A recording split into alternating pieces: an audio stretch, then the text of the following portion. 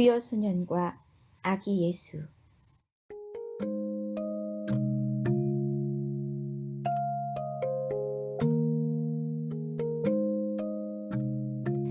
아주 오래전 아기 예수가 탄생할 때 하늘에는 전해 보지 못하던 큰 별 하나가 떠 있었지요. 서쪽 하늘에 뜬 그 별을 유심히 본 사람들이 있었습니다. 이 세상을 빛내실 분이 저 별 아래 태어나신다. 그분에게 경배드리러 가야겠네. 그분께 드릴 선물을 마련해야지. 그 사람들은 별이 뜬 나라를 향해 멀고 먼 길을 걸어갔습니다. 아기 예수를 찾아와 선물을 바치고 경배드린 그 사람들을 세상 사람들은 동방박사라 부르고 있지요.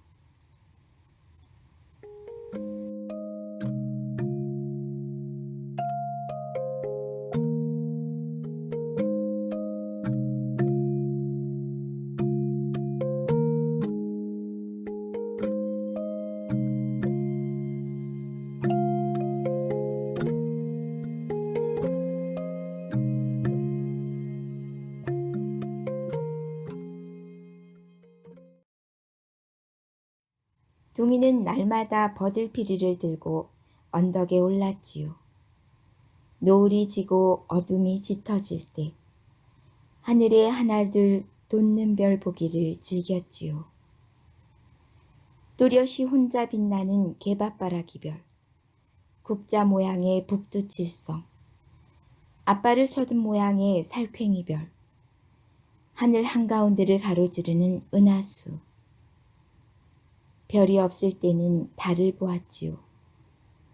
달도 없을 때는 캄캄한 하늘에 감도는 부유한 기운을 몸으로 느끼는 것도 좋았어요. 둥이는 떨어진 고목나무 껍질을 모아 붙여 하늘을 만들었어요. 그 하늘에 별을 그렸지요. 다람쥐 별도 그리고 노루별도 그렸어요.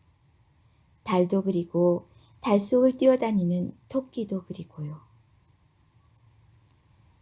동굴 속에 웅크린 곰도 그렸지요.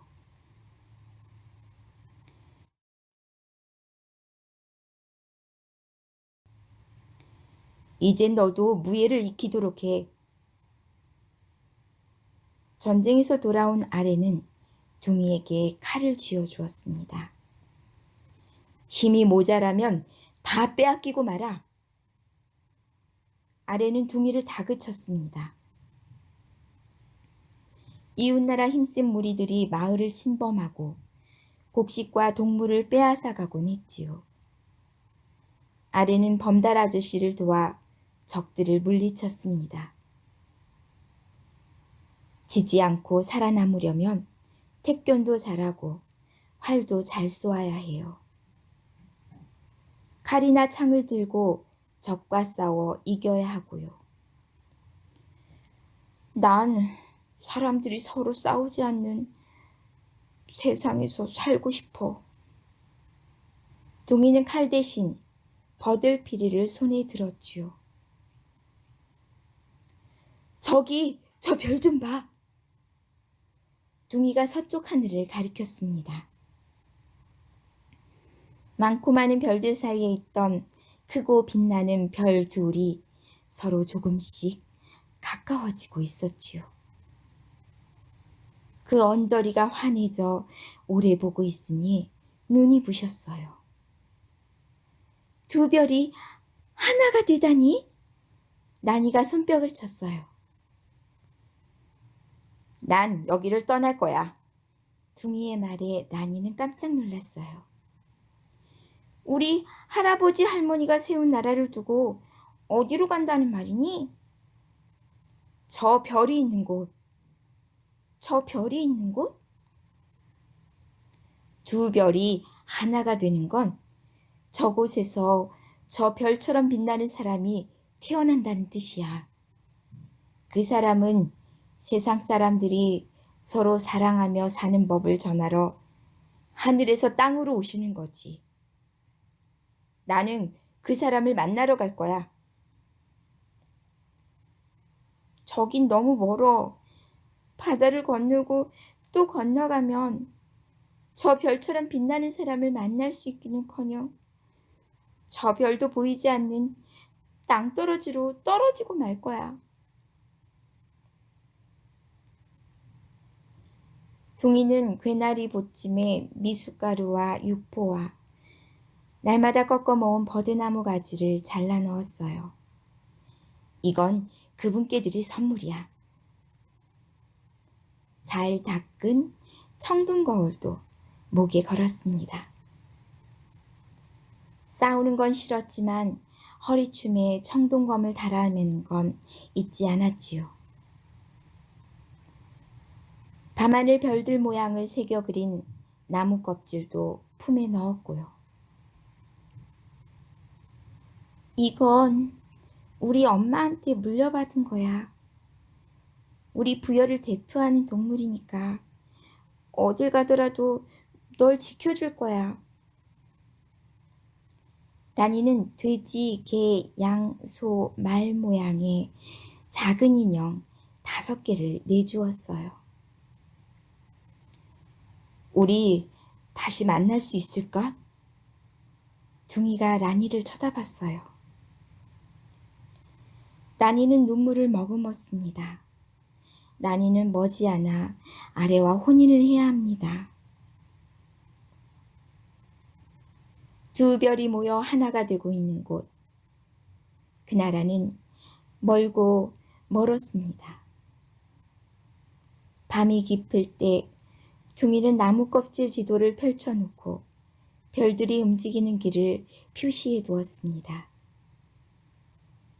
낮에는 지도를 보며 그 길을 가늠해 걸음을 옮겨갔어요. 육포도 미숫가루도 떨어진 지 오래였지요. 신발이 해지고 무릎이 깨졌어요. 어느새 수염이 나고 키도 많이 자랐어요. 들에서도 자고 숲에서도 잤지요. 이리 때를 만났을 때는 어쩔 수 없이 청동검으로 햇빛을 모아 뿌렸지요. 밤에는 버들피리를 불어 호랑이를 쫓아내기도 했지요. 피리 소리를 들은 뱀이 슬금슬금 기어오는 듯도 했지만요. 물을 건널 때는 오리떼하고 친구가 되기도 했지요. 배를 얻어 타고 바다를 건널 때는 풍랑을 만나 배가 뒤집힐 뻔했지요. 어느 마을에서 밥을 얻어먹을 때는 밭을 갈아주고 노래도 불러주었지요. 마을 어른들이 사냥을 나갈 때면 아이들을 모아놓고 나무 인형으로 별자리를 찾아가는 놀이를 하기도 했습니다.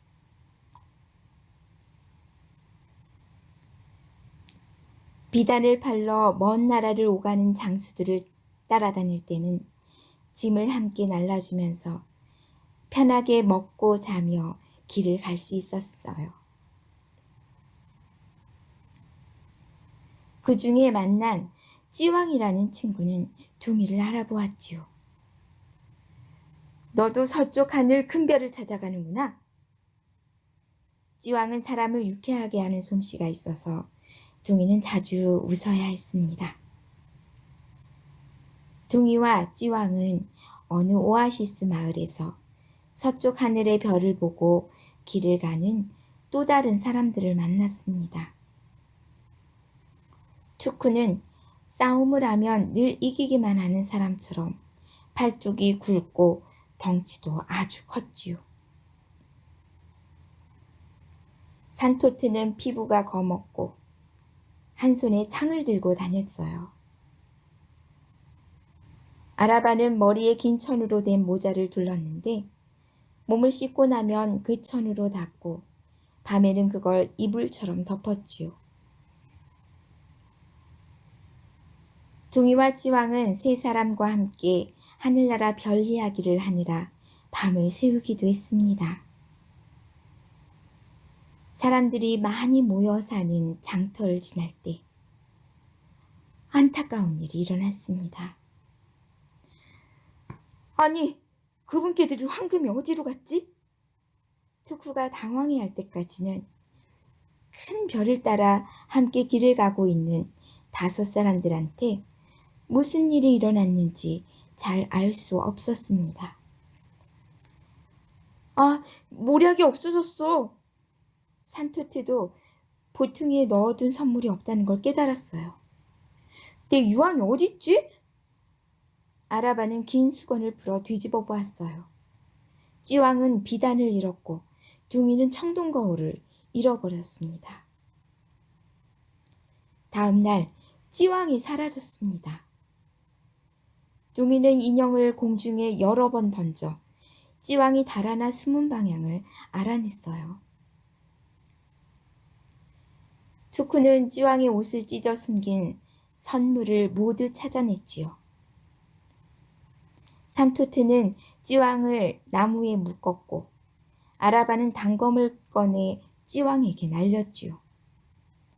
둥이가 재빨리 청동거울을 던져 칼을 막아냈어요. 찌왕은 목숨을 건졌고 둥이의 청동거울은 두동강이 나고 말았습니다. 지진으로 집을 잃고 굶주려 죽게 된 사람들이 넘쳐나는 마을에 이르러 3 사람은 찌왕을 노예로 팔아넘기려 했지요.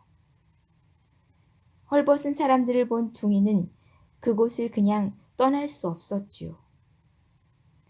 둥이는 찌왕과 남아 마을 사람들을 도와주었습니다. 찌왕은 비단을 내다 팔아 곡식을 사고 마을 사람들을 위해 죽을 쑤어 나누어 주었지요.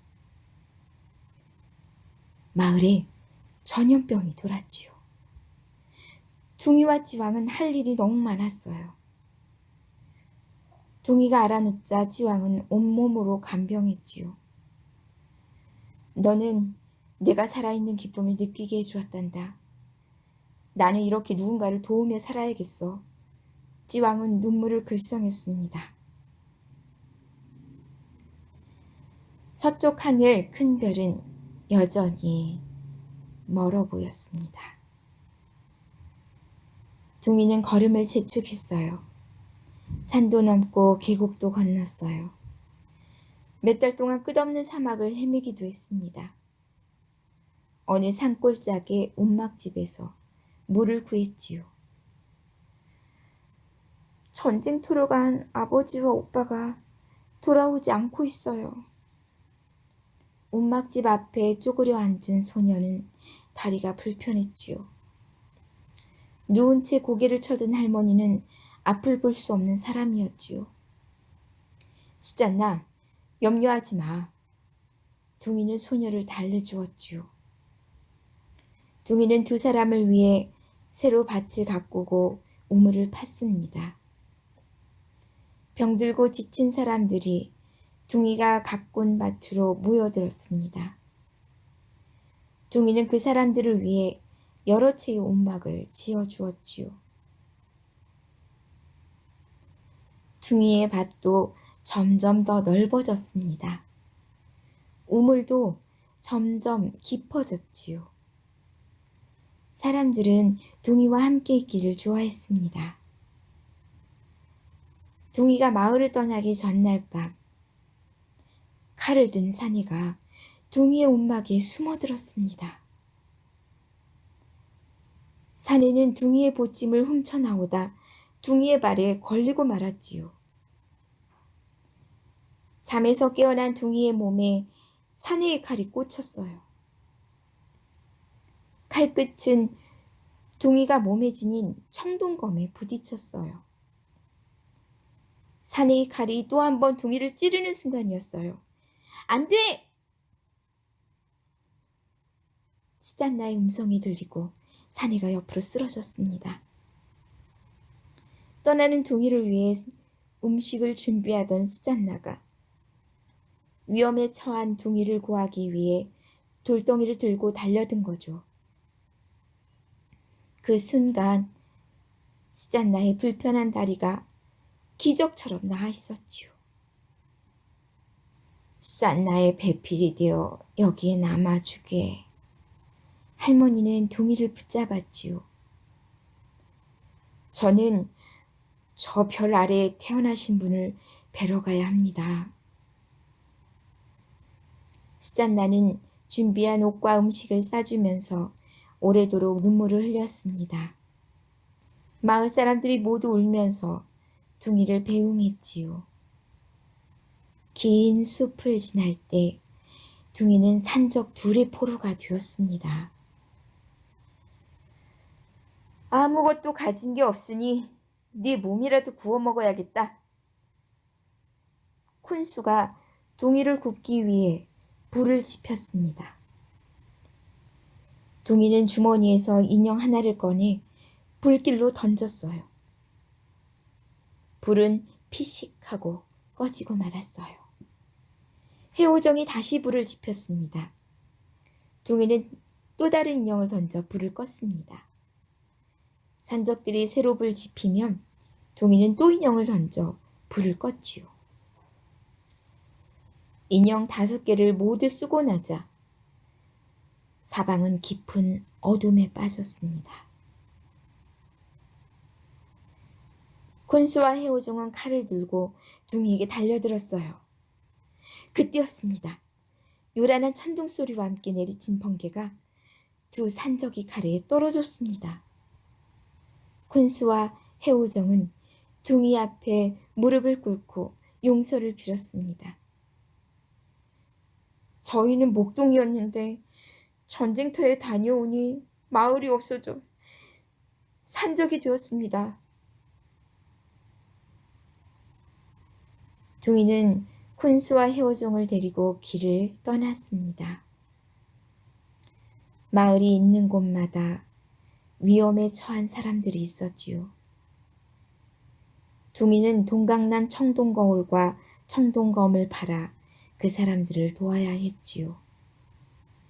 해가 여러 번 바뀌고 둥이의 수염에는 흰 빛이 감돌았습니다. 둥이는 마침내 큰 별 아래의 나라에 이르렀습니다. 쿤수와 해오정이 마을에서 떠드는 말을 듣고 왔어요. 아주 오래전 베들렘 마을에 동정녀의 몸에서 태어난 아기가 있었다고 해요. 동쪽 나라에서 온 점성술사들이 찾아와 그 아기에게 선물을 주고 갔어요. 그걸 안 왕이 그 아기를 죽이려고 했어요.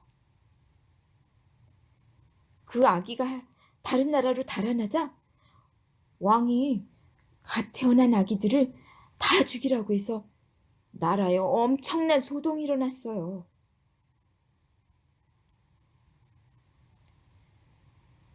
둥이는 보찜에 남아있는 버드나무 가지를 꺼내 쿤수와 해오정에게 버들피리 만드는 걸 보여줬지요.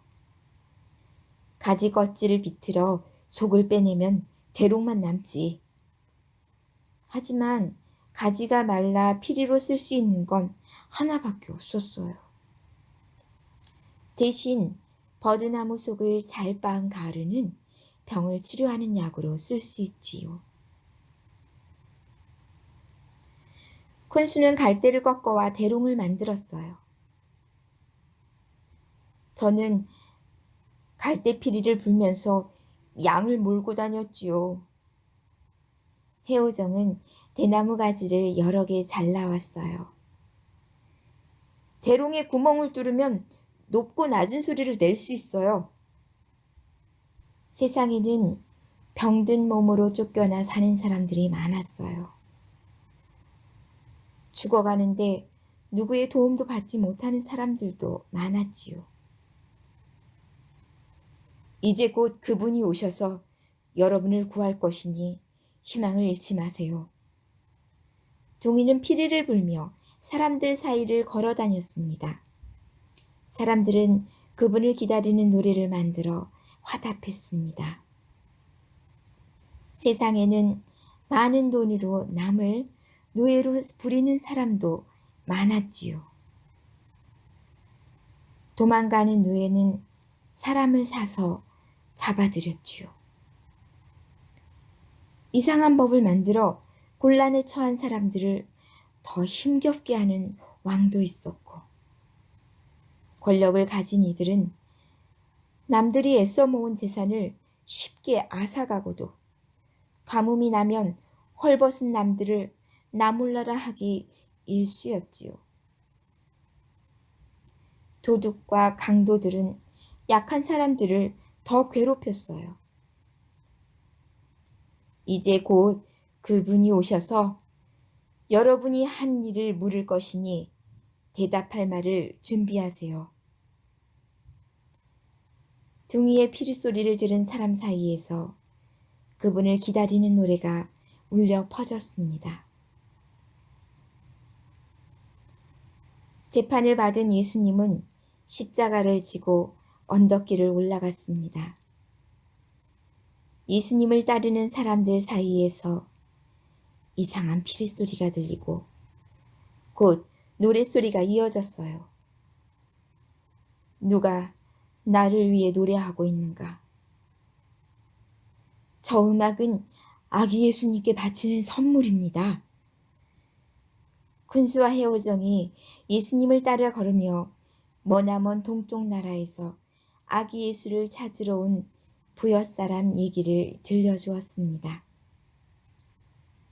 동방 박사들과 함께 아기 예수에게 경배하러 오다 고난을 겪는 많은 사람들을 도와주느라 너무 늦게 온 사연입니다. 그 사람은 어디에 있는가? 지금 예수님이 가시는 언덕에 묻혀 있습니다. 십자가에서 피 흘리는 동안 예수님은 맞은편 언덕에 있는 조그만 무덤 하나를 보았습니다. 너의 일이 나와 같으니 너의 나라에도 네가 한 일을 전하게 하리라. 예수님이 속삭이는 말은 다시 비리소리, 노랫소리로 사방에 울려 퍼졌습니다.